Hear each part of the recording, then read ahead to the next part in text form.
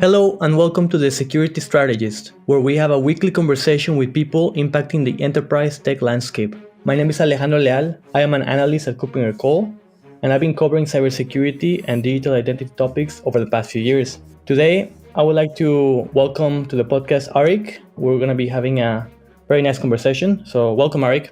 Thank you for having me, Alejandro. Awesome. Well, just to set up the stage, could you tell me, based on your latest research, what key factors influence threat actors in choosing their targets, attack, tools, and timing? Yeah, a pretty interesting question I've been researching for the past years. So basically, if we think about threat actors, most of them practically opportunists. Therefore, the biggest factor to determine their targets will be availability of information, which I will be talking later as well. Meaning, the larger the digital fingerprint that the target has, the more breach credentials that it has on the darknet, the more emails has been breached or some kind of information that he left on social media.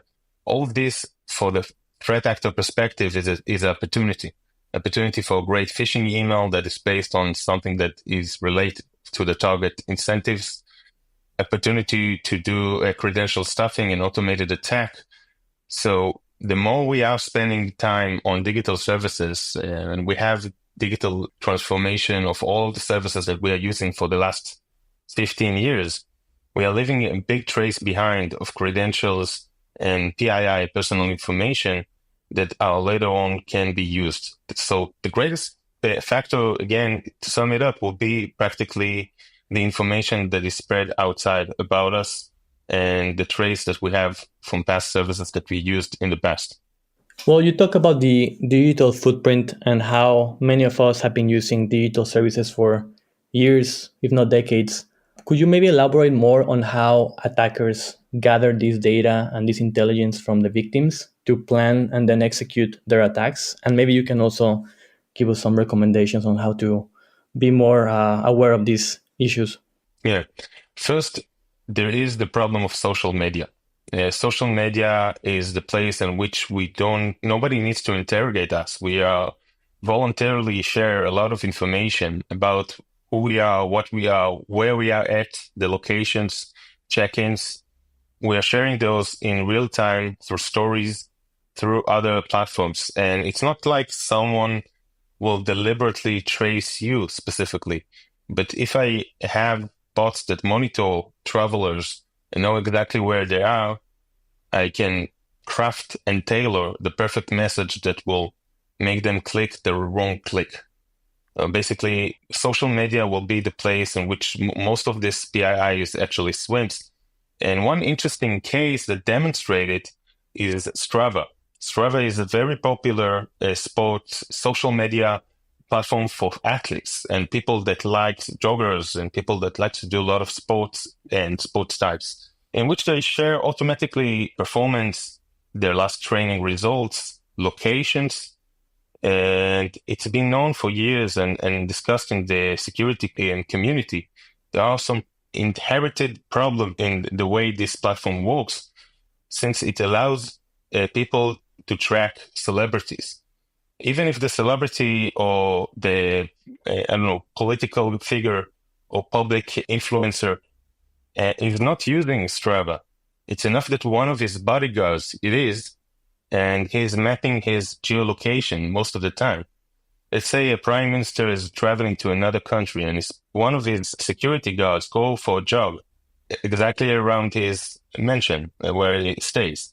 So this cycles to a lot of members in Strava. Everyone that has a user can see it. By the way, a new report that Iran is using Strava to map Israeli bases, military bases, since it's followed a lot of soldiers that were in the bases and did jogging, shared their course, and therefore allow them to map exactly where every base is located and to see real photos from there. So again, we are seeing this, it's really creative, but it's really kind of obvious that this information that we can share at the same time can be used against us. I understand. And based on your team's research, could you tell us how threat actor behavior has evolved over the past few years? Yes, over the past few years, we've been seeing more dark services that allows threat actors, even beginner threat actors, access to large database of compromised information. It comes from credit cards, personal information like credentials for banking services, access to their profile on social media, and we have a lot of third-party services that are used for legitimate cyber threat hunting that are being used at the same time by threat actors. Commonly seeing the same four tools out there that are being shared and recommended by threat actors to others so they can just put in one email of a person and get the entire online presence picture, like every social media platform profile that you ever opened will be after less than a minute of a search right there in front of the threat actor, so he can decide which one he will choose to try to fish you up. Those third-party services that are designed for legitimate use for white hats is being constantly used by the threat actor as adopted, since developing it in their own means will require much more effort than using an external one. Absolutely. Yeah. Seems like these attacks are becoming even more sophisticated, but perhaps you can provide us with some examples of recent attacks and maybe explain how threat actors are increasingly exploiting their victims. Yes. In one Russian marketplaces, I've seen a script that is being shared that is actually a script that runs on VK, which is the equivalent of Facebook in Russia, and it pulls off all the information, personal information about a subject. And through that, it generates a lot of versions of the password. So when a bot tries to hack your account, it will try multiple passwords, but after using this tool, the password that it will use will be combined by your spouse name, by your birthday, by university, a lot of personal information that a lot of adults have been using in their passwords. So this is an automated way to scrape spouse name, birthday of the kids, name of the kids, all of this, and automatically generate a lot of password combinations that you will likely be using in one of your services. But this is an automated way that bots are collecting both Facebook and VK, this personal information. Other subjects, I've seen one threat actor that are notorious threat actor in the terms of phishing emails and malwares, manage a botnet. He bragged about the fact that he's created a data breach of US hospitals, identifying all the patients that suffered from specific type of cancer, life-threatening cancer, and he made up with AI a phishing email that will invite them to use in a new revolutionary experiment that might save their life. So this is a combination. When we hear about a hospital experiencing a data breach, we don't think about that.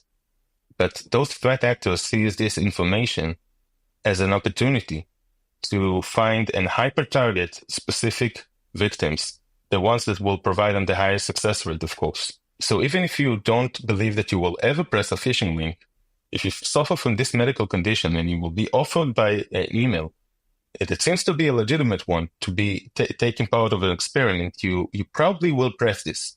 So this is why I think that people need to understand that the digital fingerprint that we leave outside can be used against us.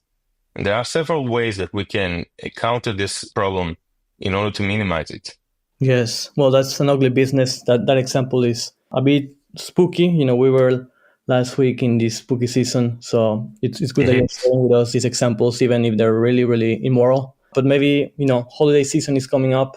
Could you maybe talk more about the cyber attacks that are expected to rise? Definitely. We've seen it in the past years that every time before the holiday season, the application threat landscape is dramatically increasing. There's a lot of new buyers and there's a lot of new sellers, threat actors that are selling their goods. Their goods is mostly right now breached accounts with a lot of value inside, essence. If it's a flight or travel industry accounts, it will be with loyalty points and flying points. If it's e-commerce, it will be with cash inside of it, a lot of credit. And those are being sold for the highest prices right now because of the holiday season and a lot of sales and discounts that are going to happen. So there are a lot of bot operators that I know that they are going to hunt a lot of products in the holiday season. Therefore, right now, they are arming themselves with breach accounts.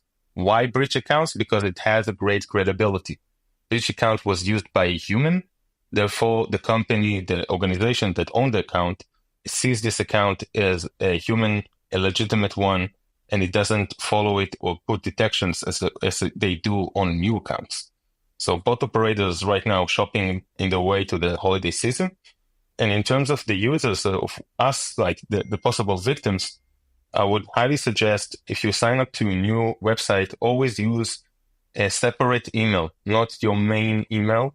It's really, really important to minimize the fingerprint, your digital fingerprint out there. And therefore, when it will be breached, it won't be a gate to breach all of the other services you own by email. So this is the first thing that I will offer. And second of all, a big message that I have here for everyone that's listening, please visit your privacy settings in every application more often. People don't know aware of it, but Strava has a way that you can turn off the auto sharing possibilities or the geo-tracking that they have on default. You can turn it off. Not a lot of Telegram users are aware of the fact that you can simply turn off the default function that allows foreigners or people that you know, strangers, to add you to a new conversation and to spam you. So just one short visit to the privacy settings that every app and operation system has can dramatically minimize the amount of information that you leave behind you. And lastly, and most importantly, do not save credentials on web browsers. Web browsers are designed to provide you the best user experience, not to keep your password safe. For that, there's password managers that are doing a great job in keeping all of a password and generating new ones without you to need to recall it every time. Once you don't have the credentials on your browser, most of the info-stealer malwares, most of the type of malwares that phishing links leads to will not have that possibility to steal your credentials specifically. They can steal other stuff and get access through them, but this is another subject as well. Awesome. Thank you for sharing all these tips. These are very useful. So everyone listening, these are great ways to keep track on your past digital footprint behavior. But how about looking ahead in the future? Is there any tip that you can maybe recommend us to maybe implement maybe for our 2025 New Year resolution? Yeah. First, go to your browser. If it's Chrome, you can go to settings and put passwords. You can see there all of the passwords that you've used in. And I will suggest to export it, to put it on password manager, as I said, and to delete it from Chrome. It will lower the chances that you will have account being hacked by phishing or other type of malware dramatically. So this is the first thing. Second of all, I would suggest if we have young people listening to us, be careful from who you buy and what. There are a lot of trades right now going on Telegram servers that seem to be legitimate, but it's actually breach accounts. For example, there's a lot of buy for you services out there that offer 50% discounts on food and restaurants. And actually, it's a botnet that do the order for you and use a fake credit card or a stolen credit card for you on your behalf. So there's a lot of services out there that I see young people drawn from TikTok, which of course all the threat actors are heavily publishing there, to buy accounts in low prices, gaming accounts in low prices.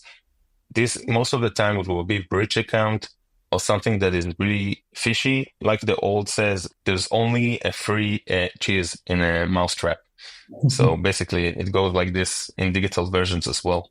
Yeah, it's also a reminder for people to know that passwords are not the most secure methods of authentication. It's something that you frequently mention. Definitely. During the podcast. So yeah, well, thank you for all these tips and for sharing your insights, Arik. We appreciate you joining today. And also thank you to everyone listening. We hope that you took a lot away from today's podcast. And for further information on what we talked about, please head over to radware.com. And of course, we'll be back next week with another episode. Until then, make sure you subscribe to this podcast on all major platforms and follow the conversation on our social media channels at EM360Tech on X and LinkedIn. And for more content, head over to em360tech.com. Thank you.